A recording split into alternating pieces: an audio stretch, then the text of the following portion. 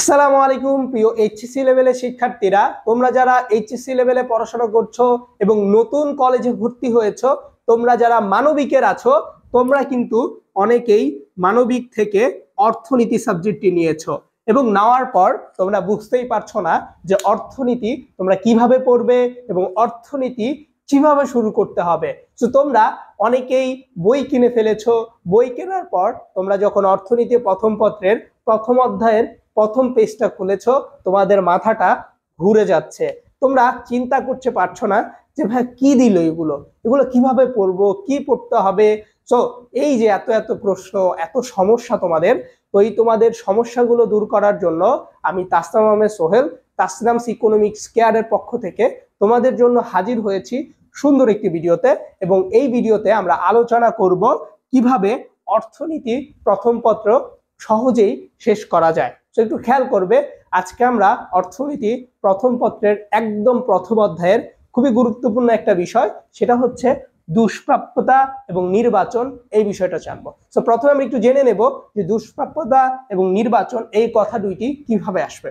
দেখো, সো অর্থনীতিতে প্রাথমিক মৌলিক অর্থনৈতিক সমস্যা নামে একটা বিষয় আছে। সো প্রাথমিক মৌলিক অর্থনৈতিক সমস্যা হচ্ছে দুইটা, যার একটা হচ্ছে দুষ্প্রাপ্যতা, আরেকটা হচ্ছে নির্বাচন। তো তোমাদের কিন্তু একটা বিষয় জানতেই হয়, সেটা হচ্ছে যে ভাইয়া এই যে দুষ্প্রাপ্যতা, এই যে নির্বাচন, এই কথাগুলো কোথা থেকে আসলো, কে বললো, তাই না? সো এই কথাটা যিনি প্রথম বলেছিলেন তার নামটা কি তোমরা কেউ বলতে পারবে? তোমরা হয়তো বই পড়ে ফেলেছো, পড়তে পড়তে বই শেষ করে ফেলেছো, তাই না? তারপরেও তোমরা কি করতে পারছো না, এটার নাম বলতে পারছো না। সো তোমরা যারা যারা এই যে দুষ্প্রাপ্যতা ধারণাটি দেন কে সর্বপ্রথম, হ্যাঁ, এটার নামটা একটু বলে দিবে আমাদেরকে। তারপর হচ্ছে নির্বাচন, এটার ধারণাটা কে দেয়, এটার নামটা বলে দিবে কমেন্ট সেকশনে। আমি যদি তোমাদেরকে নামটা বলে দিই তাহলে হয়তো তোমরা এখনই জেনে যাবে, বাট বইটা আর পড়বে না। সেই জন্য আমি তোমাদের সব তথ্যগুলো বলে দিব এবং তোমাদেরকে এরপর তোমরা কমেন্টে নামটা বলে দিবে, এর মাধ্যমে তোমাদের শেখা হয়ে যাবে। খেয়াল করো একটু, দেখো দুষ্প্রাপ্যতা, সো দুষ্প্রাপ্যতা মানে কি এবং নির্বাচন মানে কি, একটু খেয়াল করো। সবাই প্রথমেই জানতে হবে দুষ্প্রাপ্যতা মানে কি। দেখো, দুষ্প্রাপ্যতা মানে হচ্ছে, আমরা যদি সহজে শিখতে চাই, সেটা হচ্ছে যে সম্পদের স্বল্পতা। কি ভাইয়া? একটা সম্পদের স্বল্পতা। সো সম্পদের যে স্বল্পতা থাকে, সেই স্বল্পতাকেই বলা হয় দুষ্প্রাপ্যতা। তাহলে দুষ্প্রাপ্যতা বলতে কি বোঝানো হচ্ছে? সম্পদের যে স্বল্পতা হয় সেটাকেই দুষ্প্রাপ্যতা বোঝানো হয়। কিভাবে? দেখো, আমি চাচ্ছি এখন একটা মোবাইল কিনতে, বাট আমার কাছে মোবাইল কেনার টাকা নাই। সো এখন আমার কি রয়েছে? অবশ্যই আমাদের সম্পদের স্বল্পতা রয়েছে। এখানে কিসের স্বল্পতা রয়েছে? এখানে অর্থের স্বল্পতা রয়েছে, যার কারণে আমি আমার ফোনটা কিনতে পারছি না। সো তাহলে তোমরা অবশ্যই কি করবে, যখন তোমাদের পরীক্ষায় বলবে যে দুষ্প্রাপ্যতা কি, তখন তোমরা বলবে যে দুষ্প্রাপ্যতা বলতে সম্পদের স্বল্পতাকেই বোঝানো হয়। অথবা যদি প্রশ্ন আসে দুষ্প্রাপ্যতা কি, তোমরা বলবে যে সম্পদের স্বল্পতাই হচ্ছে দুষ্প্রাপ্যতা।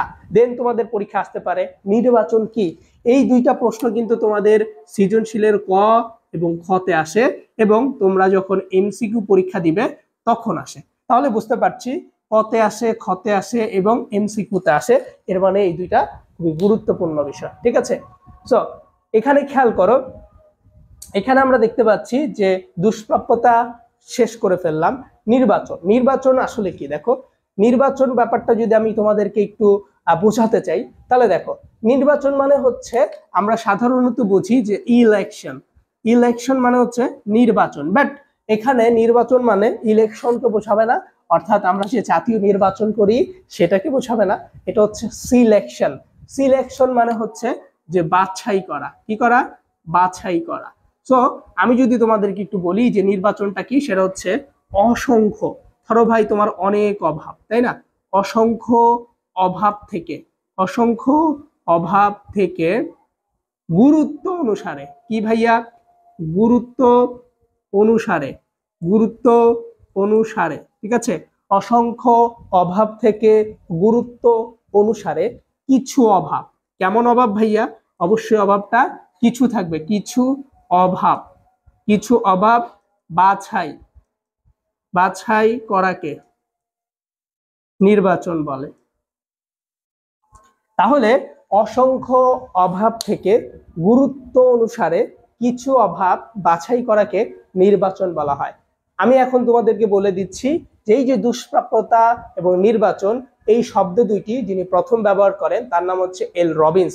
এল রবিন্সই সর্বপ্রথম এই দুইটা শব্দ ব্যবহার করেন। সো তোমরা যারা যারা কমেন্ট অলরেডি জানিয়ে দিয়েছিলে যে এই দুইটা ব্যবহার করেছিলেন কে, এই শব্দ দুইটা সর্বপ্রথম, তো তোমরা একটু মিলিয়ে নাও যে তোমাদের কথার সাথে বা তোমাদের যেইটা তথ্যটা তোমরা জানতে পেরেছো সেটার সাথে এটা মিল আছে কিনা।